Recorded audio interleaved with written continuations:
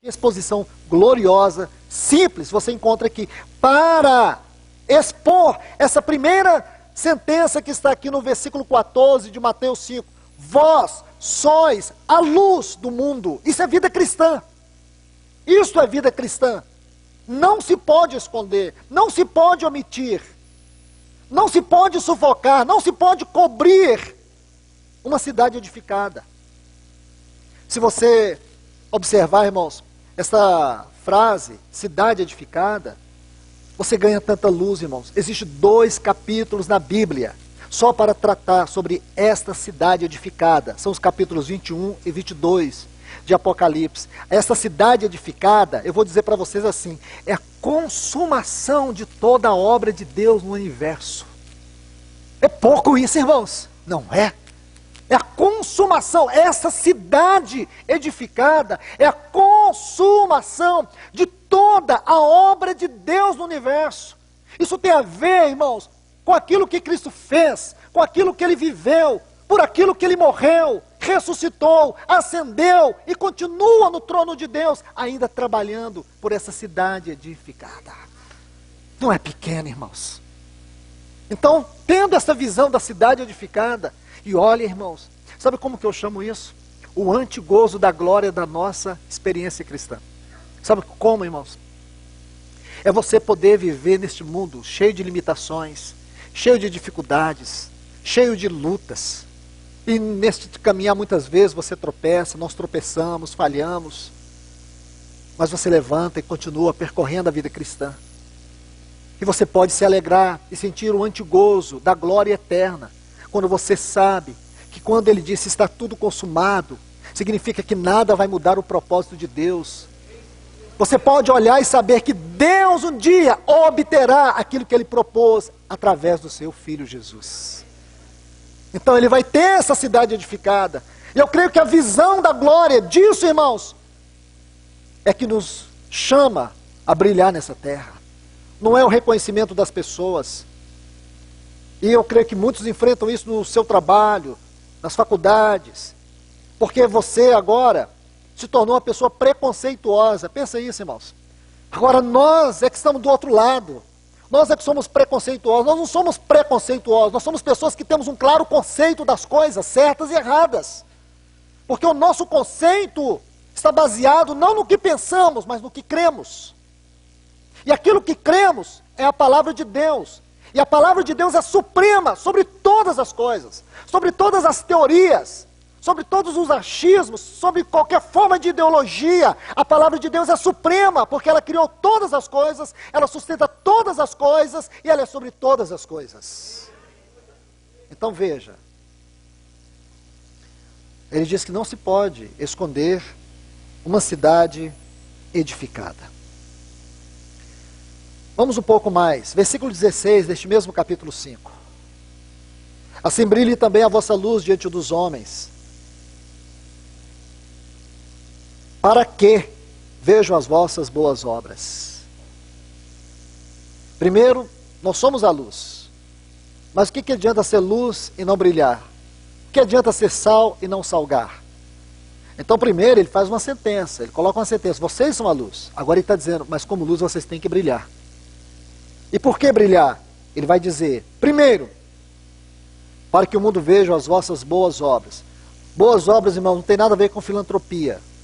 Não tem nada a ver com ser bonzinhos. As boas obras, isso está muito claro em Efésios capítulo 2. São aquelas que Deus de antemão preparou para que nós andássemos nelas. As boas obras têm a ver com as virtudes morais do caráter de Cristo, que o Espírito Santo, pelo trabalho da cruz, pelas providências, pelo trabalho da palavra, está formando na nossa vida. Então não pense em fazer coisinhas boas, ok? Boas obras têm a ver com os traços morais, com as virtudes morais do Senhor Jesus, que o Espírito Santo está esculpindo na nossa vida. E mais ainda, o segundo ponto, por que nós temos que brilhar? Para que as virtudes morais de Cristo Jesus sejam vistas no testemunho da nossa vida. Segundo, para que as pessoas, o mundo, glorifiquem ao vosso Pai que estás nos céus. Quer dizer, irmãos, a nossa luz é a maior pregação do Evangelho. O nosso testemunho. Talvez você não tenha que dizer nada, Apenas deixe a luz brilhar e as pessoas ver Cristo na sua vida.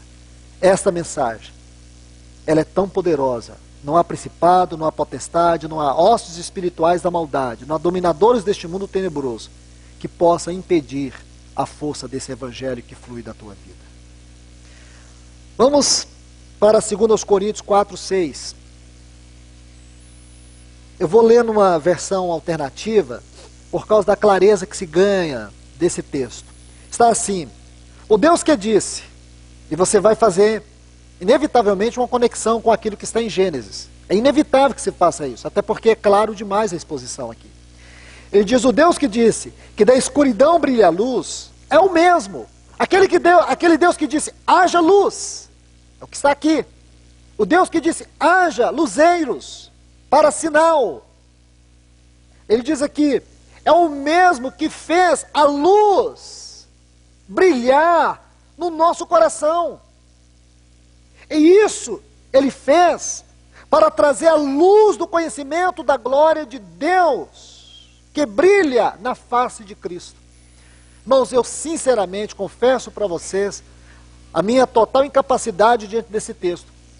Eu creio que assim como vocês, eu já li esse texto algumas centenas de vezes. E sabe qual é a sensação que eu tenho quando leio esse texto? É que ainda não consegui chegar lá. Não consegui chegar a entender sua totalidade, sua grandeza. Eu fico como que comendo migalhas. Eu não consigo sentar na mesa e olhar para esse texto e dizer, meu Deus, consegui tocar ele. Graças a Deus. Então eu não consigo ir muito nesse texto. Mas a lição que eu trago é que Paulo está dizendo assim, o Deus que disse haja luz, o Deus que trouxe a luz quando o universo está em trevas, esse Deus, ele fez a sua luz, uma luz muito maior do que a luz do sol, dos astros. Aquela luz que brilha na face de Cristo, ele trouxe para dentro de vocês, para que vocês possam ter este conhecimento, esta revelação, esta experiência, este significado do que é ser luz aqui na terra. Isto é, irmãos, quando Jesus diz assim, e aqui nós temos um quadro já, que nos permite ver um pouco mais. Quando ele diz assim, vós sois a luz, não se pode esconder a luz. Nós não podemos, irmãos, traduzir isso sem esse texto. Porque a pergunta é, o que é esta luz? Da onde procede essa luz? Então esse texto aqui nos ajuda a ver, irmãos, que essa luz é aquela luz que radia a face de Cristo. É a luz do conhecimento da glória de Deus na face de Cristo. Que frase é essa, irmãos? Sinceramente, eu sinto quase que meu cérebro, minha mente travar quando eu fico citando esse texto. Meu Deus, como que é isso? É muito alto. Eu não consigo entender, mas eu creio. Eu creio que isso é fato, porque a palavra de Deus diz que aquela mesma glória de luz que está na face de Cristo, ela foi derramada para dentro de nós. E é esta luz que nos torna luz. Está vendo, irmãos? Para quê? Para que nós sejamos um sinal de Deus na terra. Para que nós sejamos uma expressão dos céus na terra. Agora vamos para a última parte, aqui nós vamos terminar. Voltando para Gênesis capítulo 1. A última sentença diz assim, e sejam, volte aí.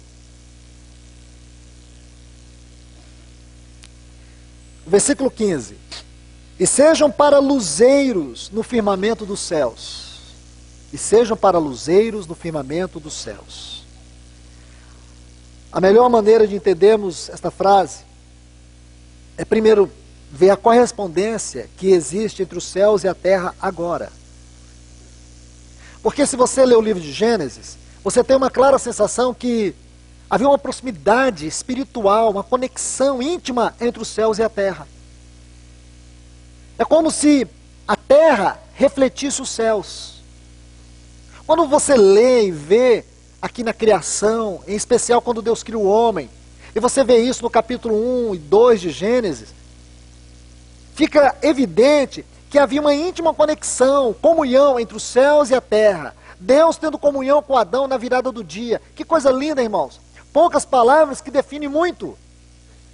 Uma proximidade, uma integração, uma intimidade entre os céus e a terra. Mas depois de Gênesis, fica claro que essa distância aumentou.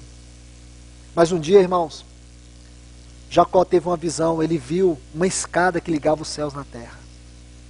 Aí no capítulo 1 do livro do Evangelho de João, nosso Senhor vai interpretar isso, naquela experiência com Natanael, e ele vai dizer para nós, que fica muito claro, que ele é aquela escada, que agora ele liga os céus na terra. Aí no capítulo 2, naquele episódio de Jesus ali no templo, quando ele expulsa os cambistas, e quando ele diz que destruirei esse templo, e em 3 dias o reedificarei, aí João deixa bem claro que ele estava fazendo referência ao seu corpo, como a casa de Deus. Aí você vai estudando esse assunto, casa de Deus, no Novo Testamento, a visão é tão impressionante que nos assombra. Você vai ver que essa casa, ela tem 2 partes. Uma parte tem a ver com a pessoa do nosso Senhor, e a outra parte tem a ver conosco. Nós também somos a casa de Deus. Nós somos o santuário da morada do Altíssimo. A exposição mais estupenda disso está em Efésios capítulo 2, quando Paulo inicia dizendo assim, que Deus nos vivificou quando nós estávamos mortos em nossos delitos e pecados, pecados nos quais andávamos outrora como filhos da ira. Éramos por natureza filhos da ira. Aí, a partir do versículo 4, ele diz, mas Deus, sendo rico em misericórdia, por causa do seu grande amor com quem nos amou, estando nós mortos em delitos e pecados, nos deu vida juntamente com Cristo. Então aqui, irmãos, você vai para a parte final deste capítulo. Aí quando você chega na parte final do capítulo 2, o que você encontra? Você encontra Paulo dizendo assim que nós somos um santuário para a morada de Deus no Espírito. Como é possível isso, irmãos? Sinceramente, se você olhar esse texto, você fala, Senhor, discutindo um pouco do teu céu, sobre minha mente nesse capítulo. Se você não ficar assombrado, você não conseguiu ler a palavra de Deus, você só conseguiu ler o livro. Mas você vai ficar assombrado. Porque você vai pensar assim, meu Deus, como? Pessoas mortas em delitos e pecados, irmãos, são 2 palavras para definir o caos moral, espiritual que nós nos tornamos por causa da queda. E você sabe, olhando para você no espelho da sua alma, você sabe o que isso significa. Eu sei o que isso significa. Você fala, como é possível isso? Essas pessoas mortas se tornaram um santuário para a morada do Espírito. Este entendimento, irmãos, é a base do capítulo 13 de Efésios, que Paulo diz assim, por esta causa, esta é a causa, Paulo se coloca de joelhos, ele se dobra, ele se coloca de joelhos, para poder entender a grandeza disso. Então, meus irmãos, aqui está dizendo, para luzeiros no firmamento dos céus. Isso quer dizer, irmãos, que a igreja tem um caráter celestial. Vou repetir isso com cuidado. A igreja do Senhor Jesus, ela tem um caráter essencialmente espiritual. Deixe-me colocar um ponto aqui. Nós temos uma grande dificuldade de lidarmos com isso.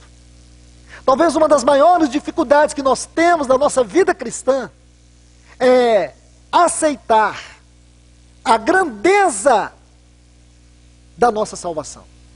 As riquezas insondáveis de Cristo que estão ao nosso dispor. A realidade suprema que nós temos daquilo que é a vida cristã do ponto de vista de Deus. Nós queremos a salvação, sim, mas é uma salvação que se pergunta assim, quem aqui não quer ir para o inferno? Aí todo mundo quer a salvação. É uma salvação que é uma resposta, é um contraste de não ir para o inferno. Não, essa não é a salvação que Jesus te deu. Ele não te perdoou para que você não fosse para o inferno. Irmãos, o perdão dos pecados é só o primeiro item. E o grandioso, é claro. Mas deixe-me dizer para você, o ponto mais elevado da glória dessa salvação é que Deus nos mudou, Ele nos transportou, Ele não nos tirou de uma condição apenas. Ele nos colocou numa posição de glória. E nós temos dificuldade de tratar em relação a isso. Deixe-me citar 3 textos, e eles vão formar um quadro, para você compreender isso de uma vez por todas. A primeira porção, irmãos, está nesta epístola, aos Efésios, no capítulo 2. Então a primeira parte eu já citei, e vou ganhar tempo com isso. Vamos para o versículo 4 até o 6. Essa é a primeira parte. Se você quiser abrir a sua Bíblia, eu te dou tempo para isso. Vamos lá. Efésios capítulo 2.